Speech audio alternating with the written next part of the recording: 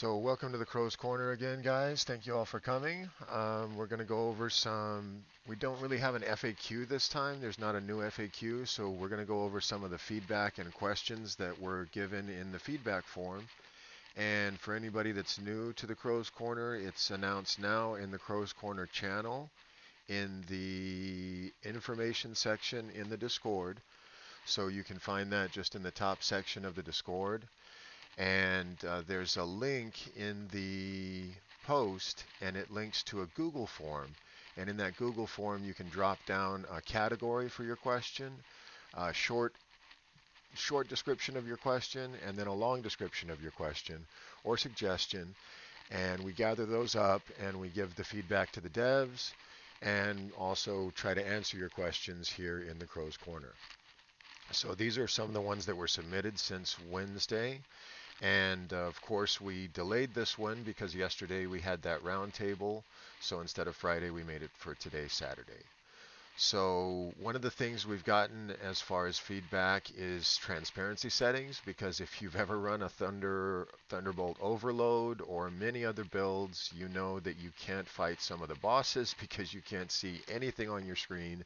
All you see is Thunderbolt Overload, and that's all you see.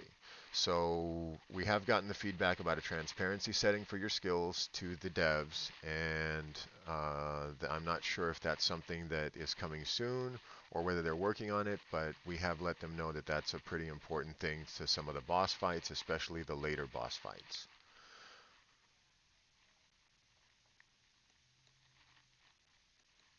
Now, a loadout for characters is also something that's been asked for a lot, but I'm not sure if they're incorporating it because it is something that would allow you to easily switch a total loadout for bosses and then switch back just for the map. So I'm not sure if that's a design intent or not, but I have brought it up to developers. And there may be something separate for pets as well, as a loadout for pets and a loadout for characters. So that's something they are considering, but it may be a design intent to leave it the way that it is. And that was submitted by Shatter, very well worded by Shatter, so appreciate that, and also various other people as well. Now, if they do implement it, of course, it will still take the same number of points as far as your Forgetting Waters to go ahead and change that loadout and go ahead and switch between one to the other. As far as events, I know that there has been a lack of events going on as far as the Discord goes. So this was submitted by Mobus, this was submitted by Shatter as well. To have a quiz or raffle, something as far as game knowledge or response time, something that we can have on the Discord, something that, we ask a question, and if you respond within a certain amount of time, we give maybe some redemption codes for something in game, or the first 50 people that answer, something like that. I will speak with the devs about that. That was submitted by Shatter as well. And it's a good idea, something that would get everybody involved a little bit with the Discord, checking the Discord, which is something that we all want, and give you guys a little chance to interact a little more. So that's something that is on my list to bring up in the next meeting with the devs. This is in the FAQ, the next question. Will the seasonal pets be permanent, and will the mechanic be permanent? This was asked by Mobus and a couple other people. So check the FAQ, guys. That's the news channel. So it's always a good idea to keep up on the news channel. I know there's a lot of news in there. There's old news that's in there that's still pertinent, applications for different programs, and news that is ongoing things that are in there. There's hidden gems in there that are old, and there's lots of ones that just are only pertinent for a day or two. But the FAQs that are in there are still good always. So this is one that is in the FAQ, but to answer it, since it's been asked a few times, the seasonal pet will stay because the seasonal mechanic is going to stay. It's not going to be as prevalent in the new seasons. It's not going to be as upfront as it is in this season, but it will be staying as far as a permanent mechanic that goes on into the next seasons, the Dark Surge. So that's staying. It's not going away. The next one was submitted by a lot of people, and that's the HUD customization on especially PC, because I know it's gives you a very small working area to actually click around on the PC. So we do want to try and offer more clickable area, less interfering things such as your map area, such as your skill area at the bottom, things like that. And also the inventory and things like that are pretty big when you pull them up. So I know a lot of you want to see that scaled down because it is on a mobile scale. So that is something I've impressed the importance of to the community for the devs, and I will continue to let them know in every meeting I have with them that that is of prime importance to you guys, and a big concern for you guys, because that is something I always get feedback on from the community, is that UI customization coming to the PC and making it a little more user friendly for the PC. Another big one is the next one, and that is P2P trading. I get a lot of requests for that. That was submitted by Rub My Criticals and HFOK and a lot of other people, but I just want to address that because it's something that's not going to happen. It's mainly to prevent and squash the ability to have real real money trading and make that so much harder. There's a couple of things in the game that are implemented to make real money trading a lot harder. Not to say that it's impossible, not to say that it's not going to happen, but it's would make it a whole lot easier if you could trade player to player. And if you could trade guild to guild is another question that I get a lot. Can we do it inside of a guild? Well, all you would have to do is join a guild with somebody, and then it would be the same thing. So it's not going to happen when guilds come out either. I want to be honest and upfront with everybody, so don't get your hopes up for that when guilds come out, which is the next major feature. I know that's a commonly requested thing, is what are the multiplayer features coming out, and that is in order guilds and co-op. So when those come out, it will not include the trading to personal to personal trading. The trade house is going to have some improvements coming to it as far as what you're able to search. So I know that's a big one. I just put various, submitted by various, because so many people have asked about the trade house improvements as far as searching. We don't know exactly what you're going to be able to search by being improved, but I know that it will be at least Elementium searches or sorts, at least being able to sort by Elementium or search by Elementium. So that will be implemented, some form of Elementium uh, sorting or searching feature, because that is 99.9% of the transactions on the market. Case sensitivity is something else that I've put in there as well. It may or may not be reworked because of the coding that's already in there, but at least we know now that it is case sensitive, so we can get that information out and get that spread around to people. You may have to continue to use case sensitivity for some time, because at least we know it's case sensitive for now, so that's not a huge front burner issue, but the Elementium one is.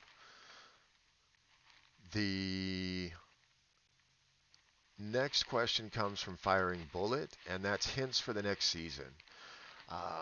They're being very tight-lipped about exactly what's going to go on next season, and I think a big part of that is they don't want to overpromise and underdeliver. That's a big reason for being tight-lipped about everything from exactly when guilds are coming, to when multiplayer co-ops coming, to exactly when characters are coming, to exactly what's coming when. Is they don't want to make a promise they can't keep. And I know that for a fact is the reason they're being so tight-lipped about things. But to kind of give you an update as to what their mentality is about the next seasons, They do want to release at least a hero trait every single season. That is the plan, to release a hero trait every single season. Make sure that there's new content every single season, that it's not just a season mechanic. Not just a season mechanic, because there will be a season mechanic every single season, of course. Of course, every season has to have a season mechanic, right? That's just a given. But aside from the season mechanic, we're talking new content. So we're talking something like items, something like skills. I can't promise that there will be skills. I can't promise that there will be a whole boatload of items. I can't promise any one given thing, but the idea is to release serious content every season so that there is new stuff to explore, new stuff to grab, new stuff to tinker with, and the plan is to have a new hero trait at least every season, which is essentially a new character. You know, even though it's a trait and it's just maybe Moto's subclass quote, it's a whole new way to play a character. You know, Carino Lethal Flash is totally different than Carino, the main one that came out right away. So that's essentially a whole new character. So that's just kind of the mentality about seasons, to kind of give the information I can give about seasons. And the next one comes from HFOK as well, and that was a really good suggestion to confine it to the cursor to the window so that you're not clicking outside the window all the time. Something that has not been brought up to the devs yet, but I will bring it up to them. So just wanted to give a shout out to that. That is on my list now. And the last one is the big issue going on with AHK. I wanted to address that, and I saved it for last because it is a big issue going on. I have been told that the bans for that are mostly temporary, not all. I have been told that if you continue to use AHK for the time being, you will be suspended. That may change, it may not. I have been told that running anything that potentially can affect the game, whether you're using it to affect the game or not, can be suspended. Whether it's being used to affect the game or not is irrelevant. They can't tell whether you're actually using it to affect the game in real time, but rather that it's on and running can be detected. So that's the reason that if it's on and running and it's detected, it is considered breaking the rules and it will be considered as a suspendable offense. Now that may be loosened up or it may not be. That is on the table to loosen it up, but it's not a promise. It is mostly temporary suspensions, but that's not a promise that yours is. So that's the information that I have. That's the information that I can give. I don't have any more specifics. None of the moderators have any more specifics, no matter how many times we're asked. And we don't have any specifics about any given case, no matter how many times we're asked. So regardless of that, the only way to get any specific feedback is customer service. And I know that the responses are not always great and not always thorough and detailed. I have put it on every meeting's list to let the developers know that customer service feedback is that they need to give more detailed responses and more individualized responses, that your suspension is for X days and or your suspension is exactly for this.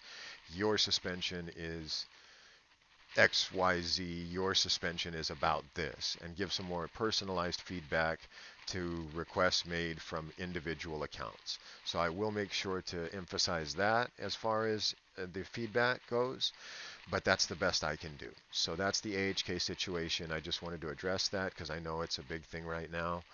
And that's really all I have for kind of the things that came in through the forum and all of that. So that's the stuff that will be going to the devs and hopefully answers some of your questions as well. And with this, we have a presentation by Curar, and he's going to go over skill tags and kind of what works with what and what doesn't work with what, because there's a lot of confusion over that. So I'm going to turn it over to him, and we'll go over today's topic, and then we'll get to the questions, guys. Hey guys. Okay, so obviously I'm talking about skill tags today. To a lot of people, it's going to be pretty familiar, at least if you're coming from Path of Exile. That game has a very similar system to this one in terms of skill tags. If you've got any questions about skill tags specifically, that would help me out because I'm not sure exactly what I want to talk about here. I'm just going to sort of start going over and explaining some different skill tags and how to incorporate them into building characters and that kind of thing. So obviously skill tags, when I say skill tags, I'm referring to the gray boxes with white text in them whenever you click on a skill. For example, Thunderlight Field. I'm clicking on random skills at the skill vendor at the moment. This particular skill has the spell, persistent, lightning, activation, area, and sentry tags. This is actually an interesting one to talk about because it's got quite a few different tags on it that mean very different things depending on how you're trying to use the skill.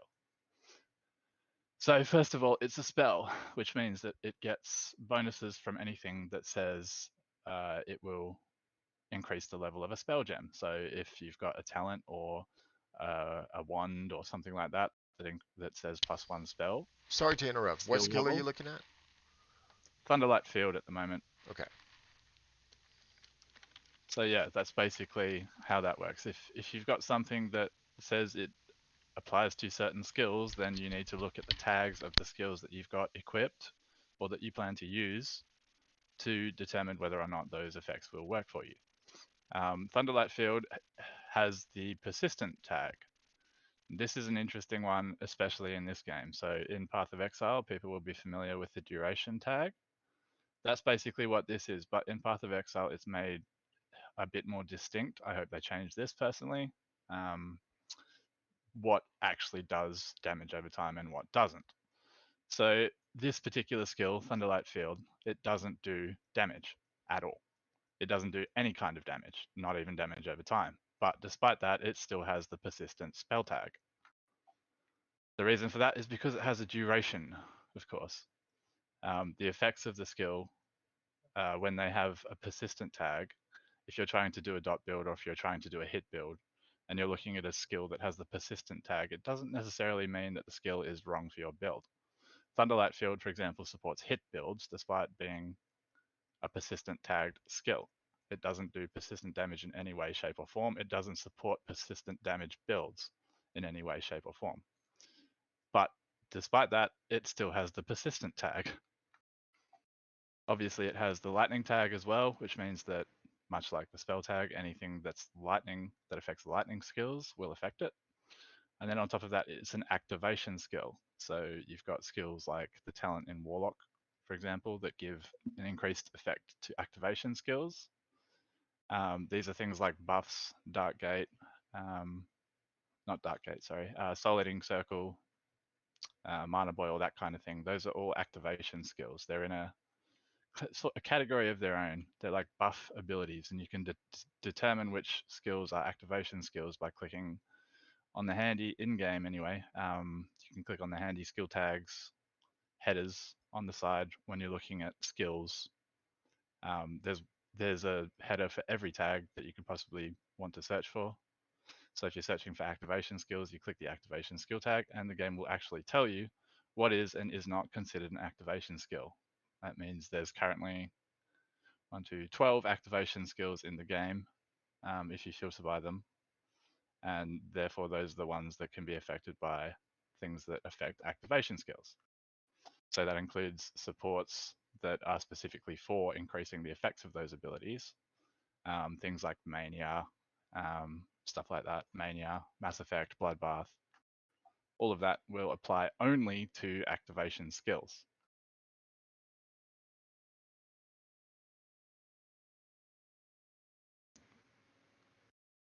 Yeah, so that's basically the gist of reading the skill tags. So if you start with a skill, if you say, oh, if you've got a skill in mind, I want to build around that skill, the first step is to determine what tags the skill actually has, and then look for things that will improve that skill based on those tags. So Thunderlight Field being area is Obviously, it's another skill that's another tag actually. An area skill doesn't necessarily deal area damage. This is where it gets a little bit confusing. You have to read the skills a bit more in this game than you do in, say, for example, Path of Exile, because the tags aren't as immediately obvious. An area skill doesn't do area damage by default. Some skills just have an area and hit a single target. Thunderlight Field doesn't do either. It doesn't actually hit at all. It just has an area. The skills I use in my build, one of them is an area skill that does area damage, and one of them is a area skill that does hit single target damage, so is not affected by area damage.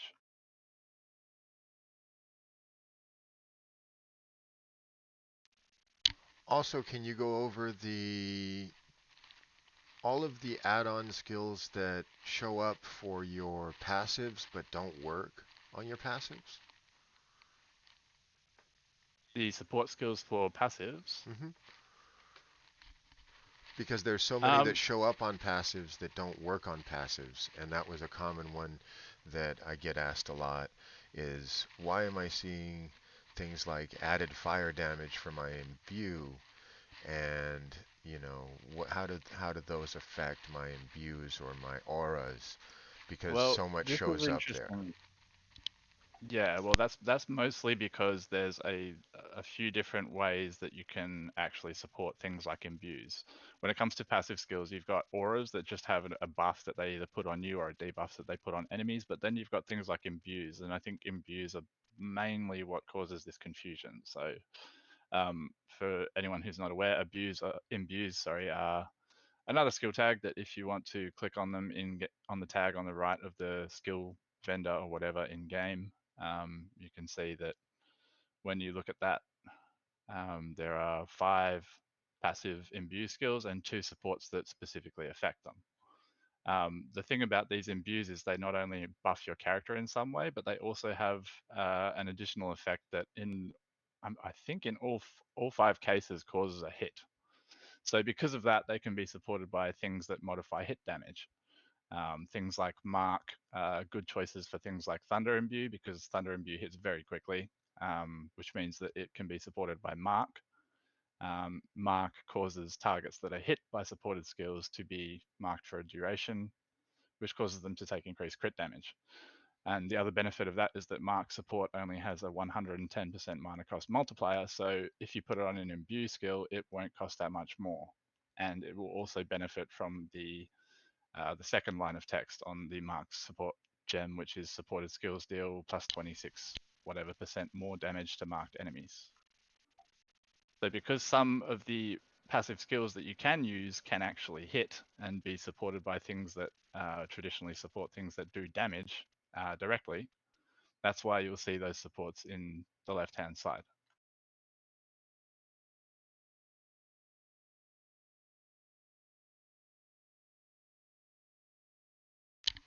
Now, specifically, does anybody have any questions about skill tags and specifically about today's topic before we move on to the Q&A section?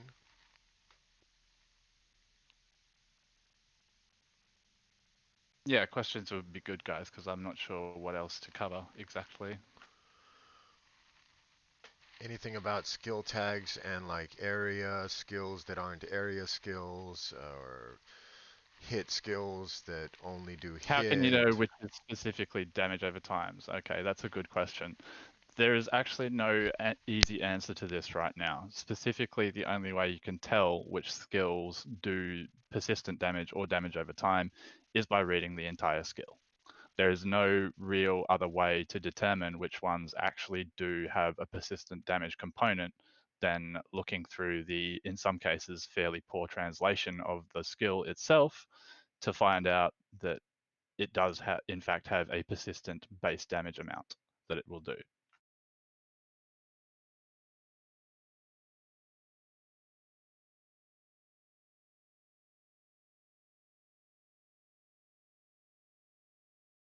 Chromatic shot not working with those 3 nodes is a good question, and I wish I had an answer for that, but I actually just don't. I assume it's because of a bug, And I also think that there might be a component to that where people aren't necessarily reading it correctly, because there is a bug that I am aware of. It's quite frustrating, that involves plus skill levels and minus skill levels. So if you spec something and then unspec it, the actual accurate skill level is not reflected in town until you change zones. So that could be what you're seeing. It could be what other people are seeing in terms of those nodes not actually affecting chromatic shot in the expected way. But I'm not saying that's 100% the case. It's just, yeah, that's something you've got to be careful of. If you change the modifiers on skill levels while you're in town, they have a tendency to not update in your UI until you change zones.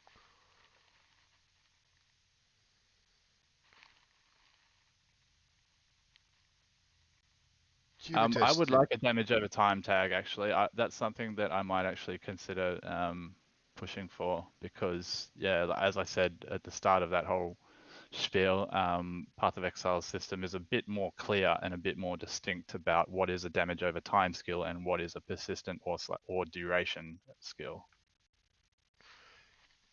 Yeah, just to address a couple of the things that are in the chat, I've noted down the chromatic tag giving the +1 skills to give that to the devs. I've noted down dot tag to give that to the devs as a good idea because there is a lot of confusion over it, so I will get that to them as well. And then as far as your question, that's a really good question. The cast on crit question. Would you like to come on mic, Cubitus?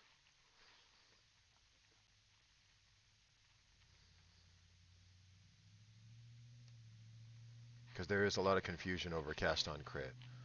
I can I think I no no Oh I no, think I that's fine. understand what he's saying. I think I can I've just reread that a few times to sort of try and decipher it a little. Yes, I understand your English is not great.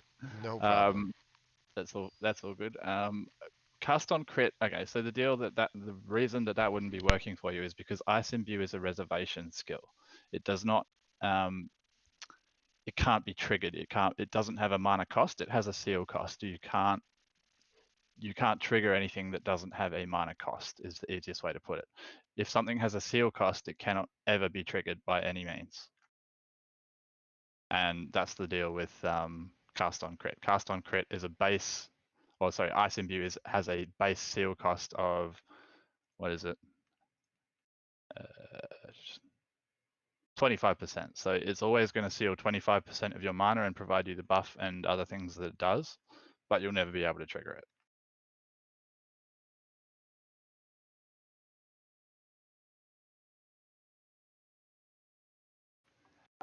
Cast when taking damage, I believe most of those are coded. It's either self damage is coded to not count as trigger damage for cast when taking damage, or they're just coded to not work with self damage. I think there might be some forms of self damage that can trigger cast when damage taken, but I'm not 100% sure. As far as I know, there isn't any form of self damage that will trigger cast when damage taken.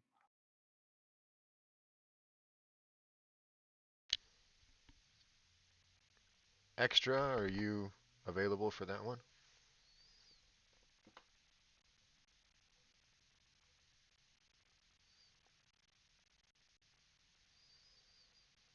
That's Ignite a damage would not work because ignite damage is damage over time, and that doesn't count as taking damage, believe it or not. That counts as degeneration, which is the opposite of regeneration. So typically stuff that relies on you taking damage will not trigger from damage over time, because damage over time is not taking damage, it's being degenerated. That's something that comes from Path of Exile and also is not clearly explained in this game, but I believe is coded the exact same way. So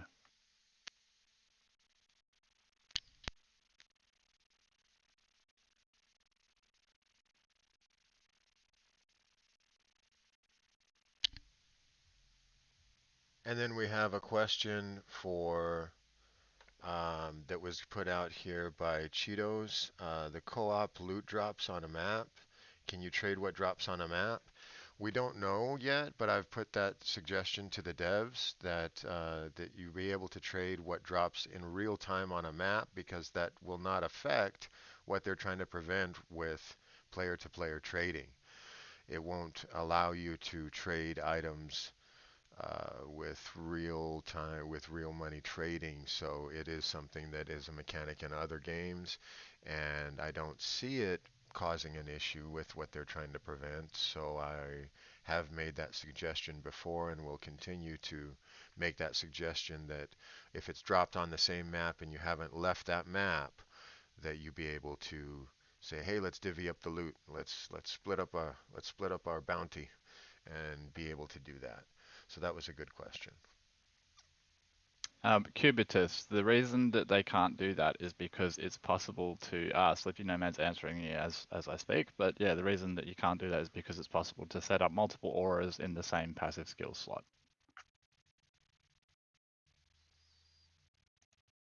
So there's no way that they can filter it so that they can't ever show you things that can't be triggered, because you have the option of putting another aura skill linked to your first aura skill, if that makes sense. So you can put, say, elemental amplification in your first passive skill slot, and then you can open a support skill link and put an imbue of any sort in that slot.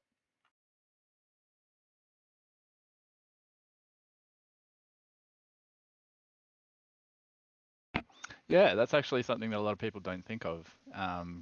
To be honest, I've had quite a few people react with some form of surprise or shock, depending on what you want to call it, when they see my aura setups, because I'm just, coming from Path of Exile, it's natural. You run all your auras in the same thing, so you can support them all with Enlighten or whatever you want. I tried the same thing here and it worked, so it was just sort of natural. But a lot of people, it doesn't occur to them to try to put multiple auras in the same passive skill slot. It's not immediately obvious.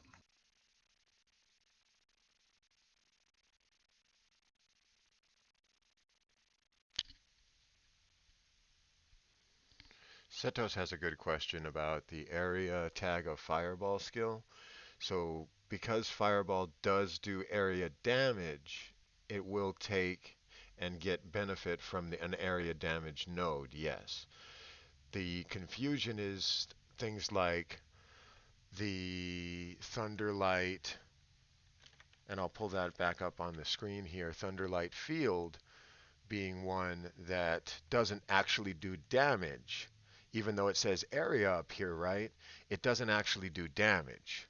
And so it's buffing your damage. So that wouldn't gain any benefit from area damage because it doesn't do damage. So that's why you have to read each skill. The Fireball skill is an area skill that does area damage, so it's going to gain benefit from an area damage node. Does that make sense, Cedos?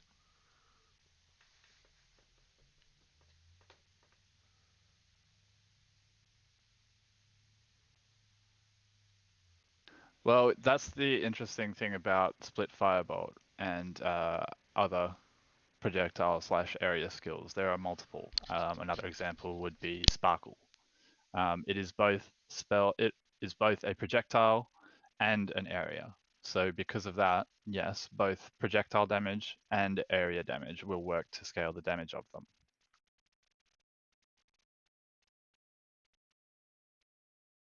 They are projectiles that have an area.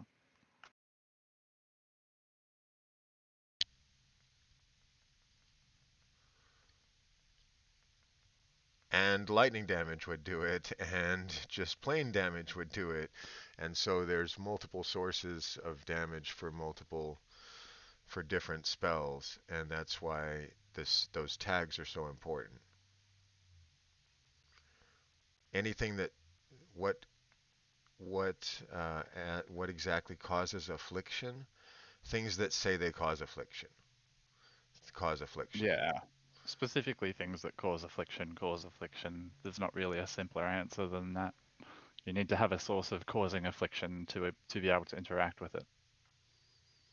And there are a few of them in the game. I can't really point you to any because I'm not aware. I'm not really familiar with any specific examples off the top of my head. Anyway. Let's see. We've got some that are talents. I know. Yeah, I think talents would probably be the first port of call if you're looking for affliction.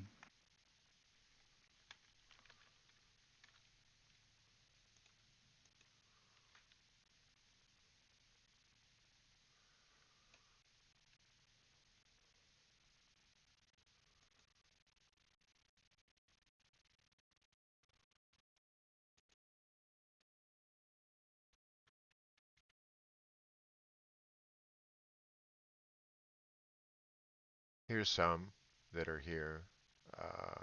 There's some that are affect affliction, okay. And then Windwalk will give it to you from Goddess of Darkness. And Psychic has Affliction, a talent node, a major talent node as well. So those are two that are based on Affliction, and both of those are in the Goddess of Darkness tree.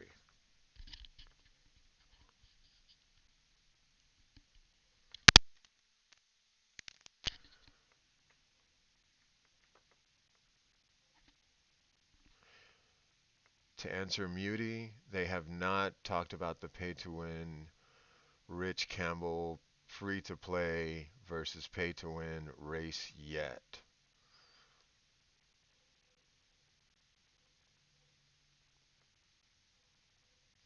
Affliction nodes will affect your affliction, Trebla.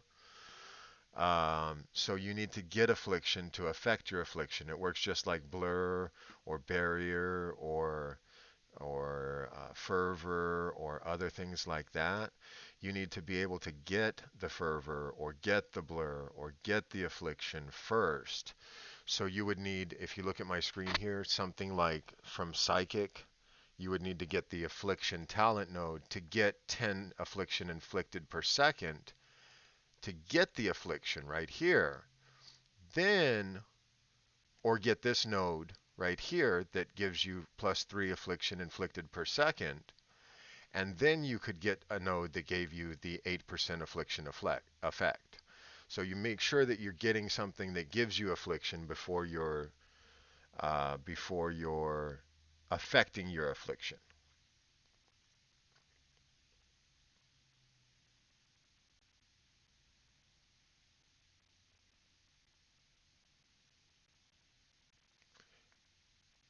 And to speak to Mike there, I would love you to race Rich, Mike. I think you'll destroy Rich. I think that you will prove the free players can do it, and that it can be done, and that any content can be played freely. And that would be awesome, Mike, for you to race Rich and have it be on like Donkey Kong. That would be awesome, Mike. You should do it without any packed points assigned, period, just to rub it in a bit. Yeah, don't even assign the free packed points. Do it Iron Man. Staring calls that Iron Man style. Iron Man style, where it's you don't even use the default nodes. Are you down for that, Mike? Here, you want to go? You want to come on, Mike? Mike? Killer Mike.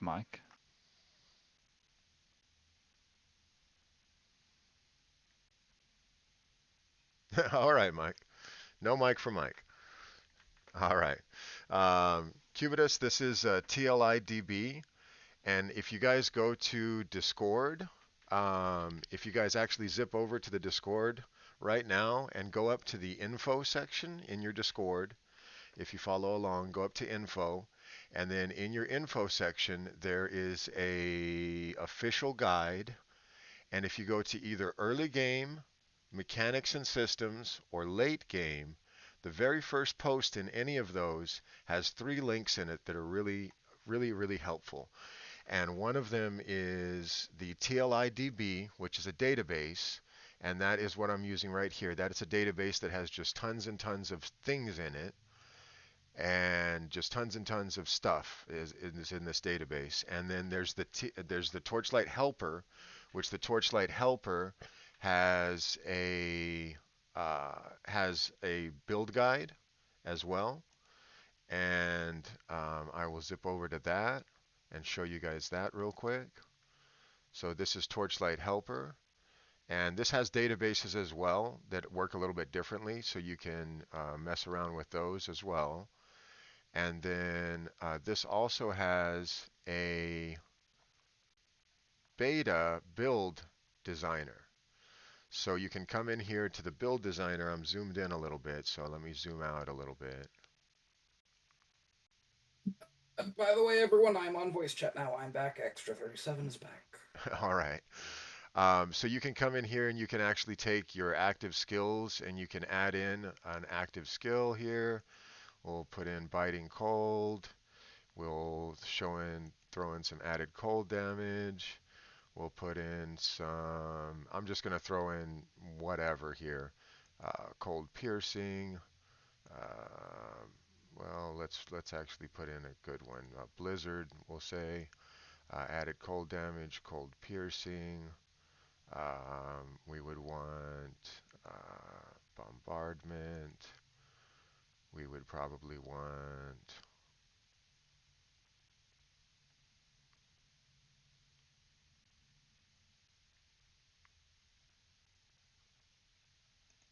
elemental fusion maybe, but you would get rid of your frostbite, but you would have a lot more damage. Up to you.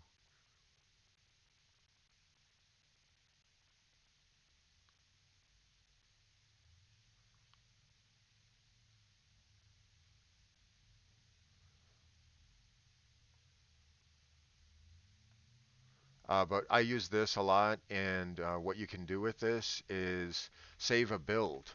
So you can make your whole build, put in all your skills, and with all your skills added in, you can come up here and you can generate a build URL and generate this build link.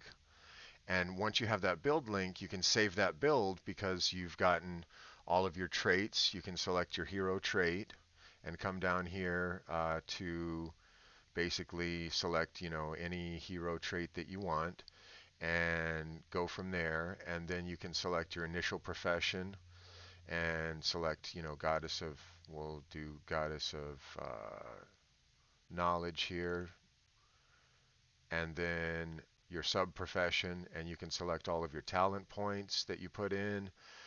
So you've got your whole build done. You save the URL, and that way you can tinker around with it, and you've still got it saved. So that's a really good tool as well.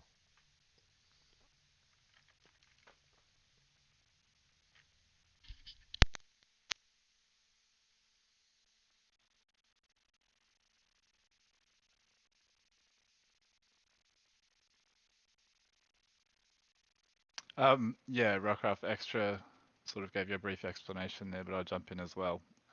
Shortened duration it does what it says it does. It makes the skill in question shorter. There are situations you want to do that.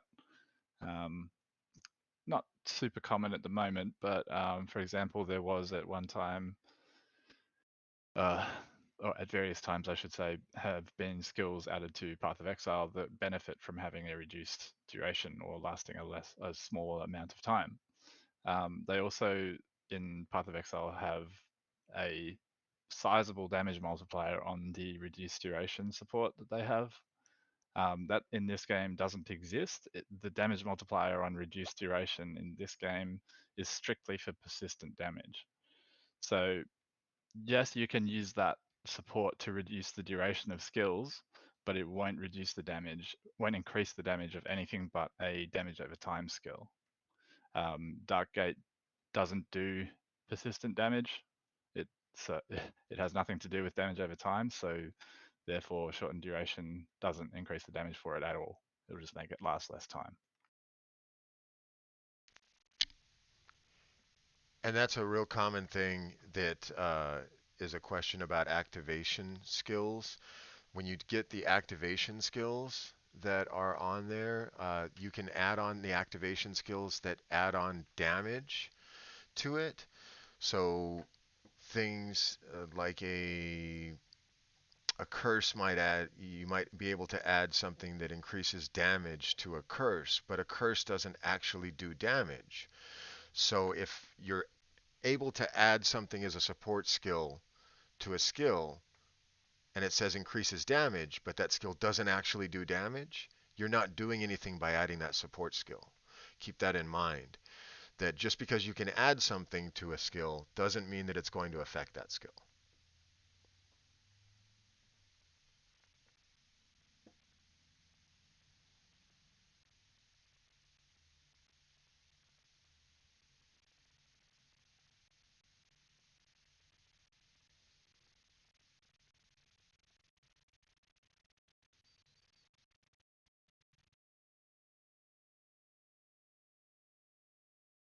as far as I know, we don't actually have any answer or information yet as to why the dummy got capped at 99 million. I'm not sure about that one, honestly. Yeah, we don't have any information about the training dummy. I don't think it's a front burner type issue. As far as as far as as far as something that's right up front for them to deal with, I don't think the training dummy or fixes to it are a big issue to them at this point.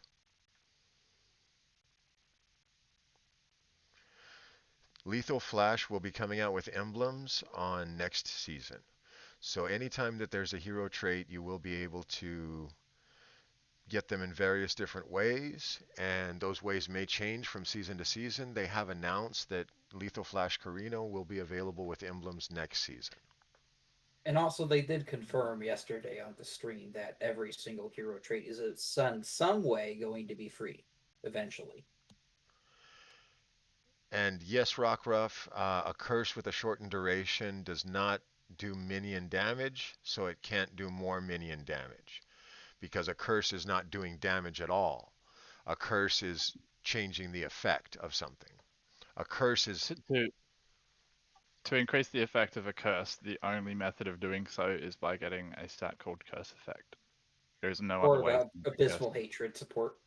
which increases Curse Effect. Yeah, Yeah. that's what. yeah. Yeah, anything Well, that increases Curse Effect. actually, there's a couple items and a couple affixes. I think there's legendary for it. You know what I mean. There's a pet for it too. Yeah. If the curse had said this curse does X number of damage, well then a damage thing would affect it, but it's not saying that it does damage, it's saying that it increases damage to a taken to a monster.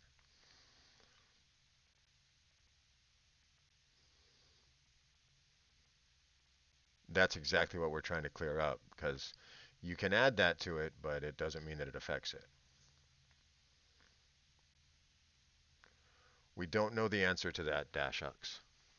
And that's a good question as to whether hero emblems will stay for the next league or whether there will be a purge on your hero emblems. We don't know the answer to that, but let me note that down to get an answer. Will hero emblems carry over? I don't see why they wouldn't stay. I don't see either, but I don't want to give bad information. Yeah. Yeah, there'd be absolutely no reason at all for them to offer you over 100 hero emblems when you can only use 100 a season. That Yeah, seems stupid. I don't see any reason they'll be going away, but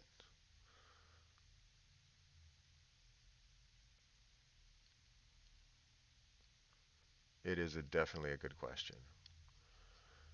Now, do we have any further questions?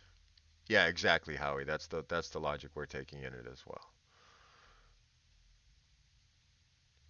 Articus, that is a good question as well. Getting over 100% chance to deal double As damage make far you as deal I triple know, damage? It does No, not. that's not a It thing. no. does This is not. not Warframe logic. I'm sorry. If you there's quad damage via a Thea trait. Other than that, no, you're not doing more than double damage. And yes, Hoshu, we are recording this as well. As long as everything goes according to plan, this is my first time recording using OBS. Right now, Zataki is normally the one that records these and shoots them over to me via Google Drive. I normally am a phone user, but I did install OBS and get it running on my computer, so that's why we were delayed at the start. And hopefully, if everything went according to plan, everything is being recorded and will be up in a couple of hours.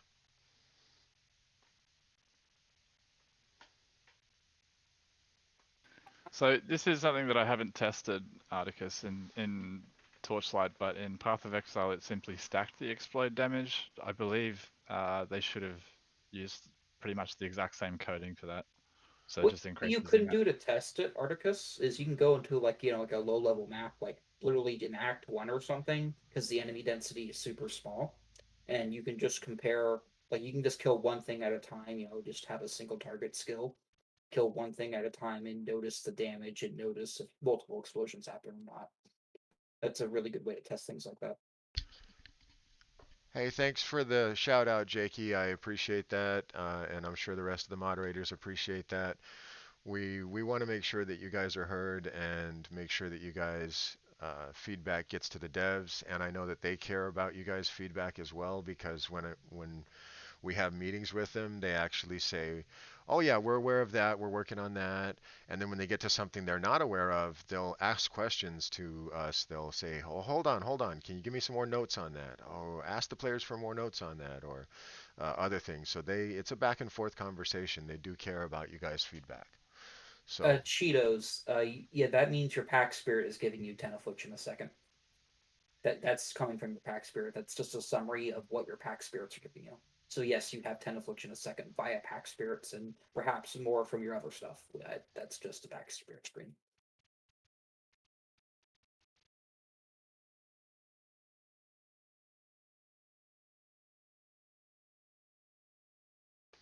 I've seen a lot of compasses drop from those events. A lot of compasses.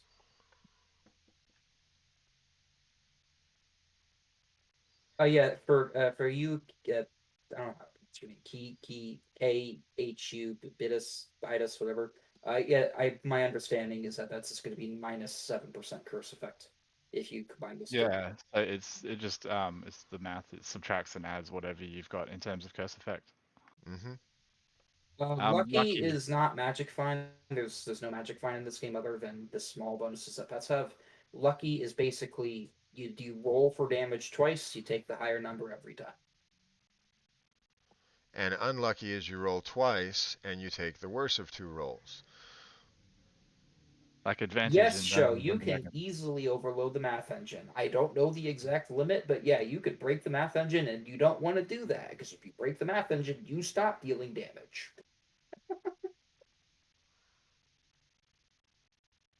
You're not even remotely close to that. Like, you would need to be a couple hundred.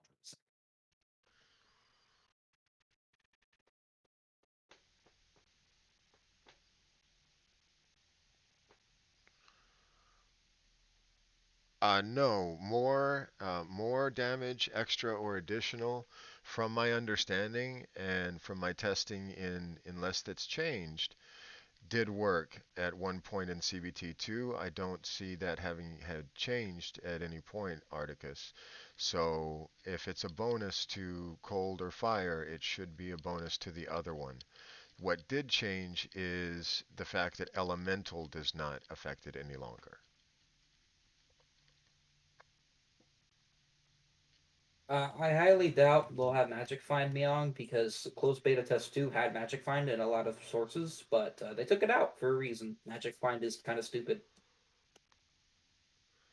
Yeah, we have drop percentage items and packed spirits and map add-ons and cards, and all of that is what your magic find is in this game.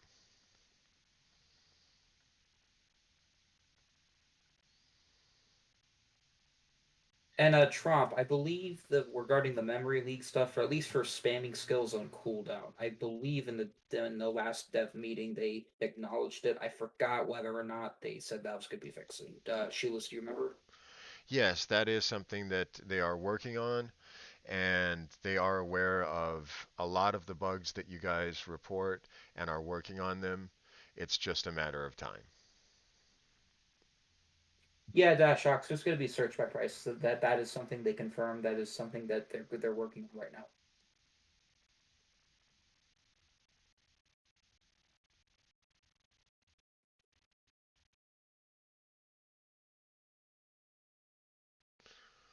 You can spam the Dark Surge rounds. There's not any ill effect to spamming the Dark Surge rounds, but there's a small cooldown to the button.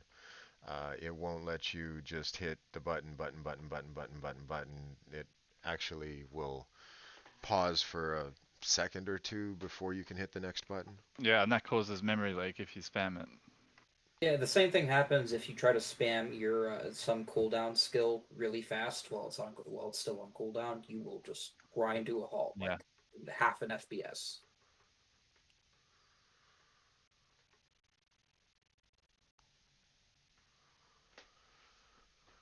So if you thought about, maybe clicking 20 times a second on a cooldown skill, don't. Get a Samsung. But it's a PC thing, I think. Yeah, I know. I think I've had that happen to me on mobile. I haven't. Can phones even memory leak? Yes, Why not? yes, They're just tiny computers. Why the hell not? they True. they can, but I've never had that. I'm a notorious button masher because I come from the old school days when you had to mash buttons. There was no hold down the button, and so I was trained in that. It was ingrained into me, and I've never had things grind to a halt from mashing buttons.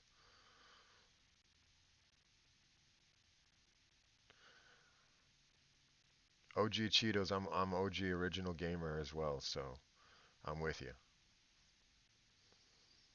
I'm gonna be right back for like 10 minutes. 5 minutes or so, guys. Sure. You can't mathematically reduce it to zero. I don't believe so.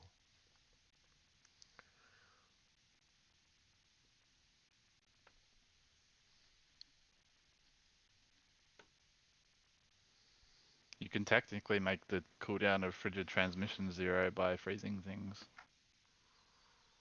Can you? Hmm.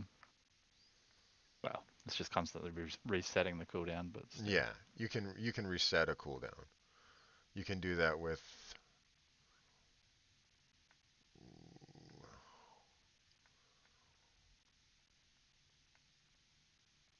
Flurry of Slash too.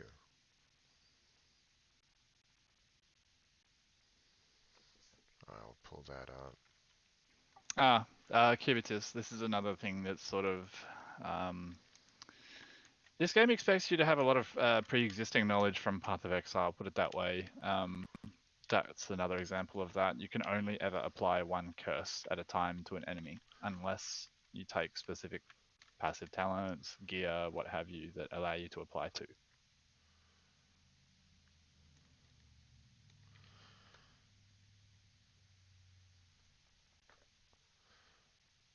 Yes, it has to something specifically has to say that it allows more than one curse. Crit cap is 100%. You can't crit more than 100% of the time. As far as dynamic stats in the stat window, I'm not sure. I hope so, I've but at given this that stage, I don't know. feedback. I've given that feedback to the devs.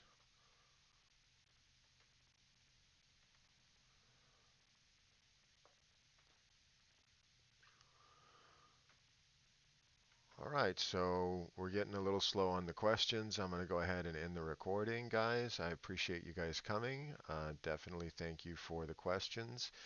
And the form is always available in the Crow's Corner post in the Crow's Corner channel under the information section at the very top of the Discord. I will be getting together a thumbnail for this and posting the Crow's Corner within the next couple of hours.